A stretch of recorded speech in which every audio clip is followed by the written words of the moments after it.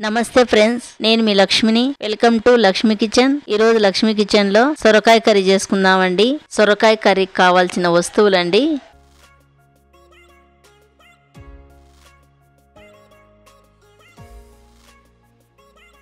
ఒక సొరకాయ తీసుకొని సొరకాయను వాటర్ లో బాగా కడుగుదామండి. కడిగిన తర్వాత సొరకాయ మీద స్కిన్ అంతా తీసేసుకుందాం. సొరకాయ లేతగుంటే కర్రీ చాలా బాగుంటదండి. సొరకాయ ముదురుగంటే గినక కర్రీ ఏం బాగుండదండి. నేను తీసుకున్న సొరకాయ చాలా లేతగా ఉందండి. చూడండి సొరకాయ ఎంత బాగుంది. నేను తీసుకునేది సొరకాయను 4 ముక్కల్లాగా చేసుకున్నానండి. సొరకాయను చిన్న చిన్న ముక్కలు కట్ చేసుకున్నాం.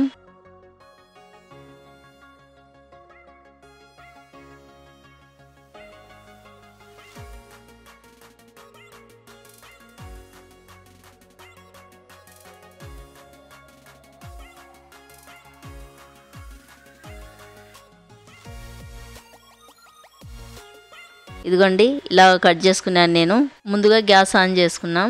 ఆన్ చేసుకున్న తర్వాత బాండిల్ పెట్టుకున్నాం. 2 స్పూన్లు బుడ్డపప్పులు వేసుకున్నాం. బుడ్డపప్పులను బాగా ఫ్రై చేసుకున్నామండి.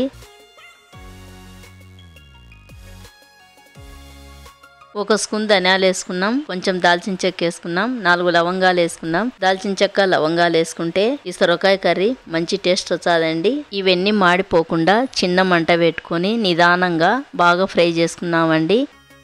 ఫ్రై అయిన తర్వాత ఒక ప్లేట్లోకి వేసుకున్నాం.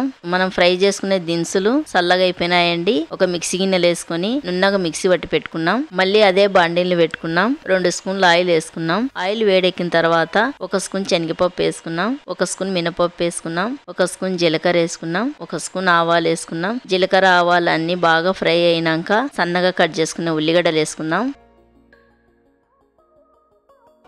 మధ్యలో కట్ చేసుకున్న పచ్చిమిరపకాయలు వేసుకున్నాం.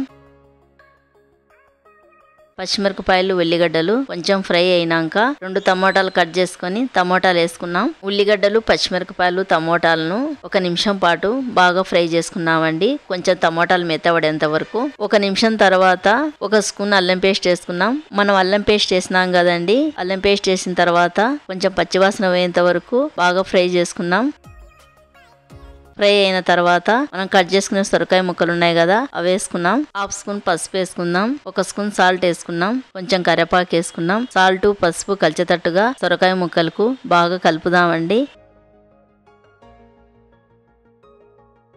బాండిల్ మీద మూత పెట్టుకొని సొరకాయ ముక్కలను ఒక 5 నిమిషాలు ఫ్రై చేసుకున్నామండి.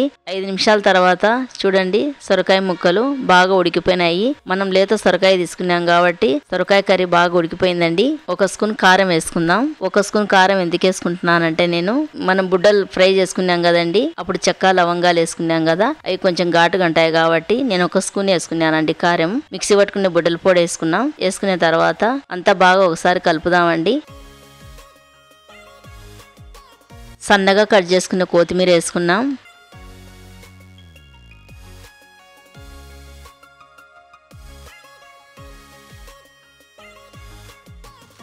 గ్రేవీకి సరిపడినన్ని వాటర్ వేసుకున్నామండి. వేసుకున్న తర్వాత వాటర్ వేసినాక అంతా ఒకసారి బాగా కలిపి మూత పెట్టుకున్నాం. ఒక 2 నిమిషాలు ఉడికించుకున్నామండి కర్రీని.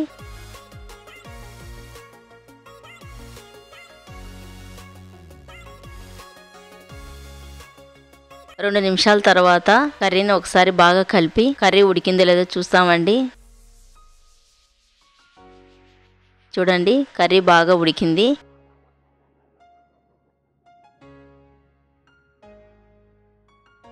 గ్యాస్ ఆఫ్ చేసుకొని బండిని కింద దింపుకున్నాం. అంతేనండి, మన సొరకాయ కర్రీ రెడీ అయింది. నా వీడియో నచ్చితే నాకు లైక్ చేసి సపోర్ట్ చేయండి. ఇంకో కొత్త రెసిపీతో మళ్ళీ కలుద్దామండి.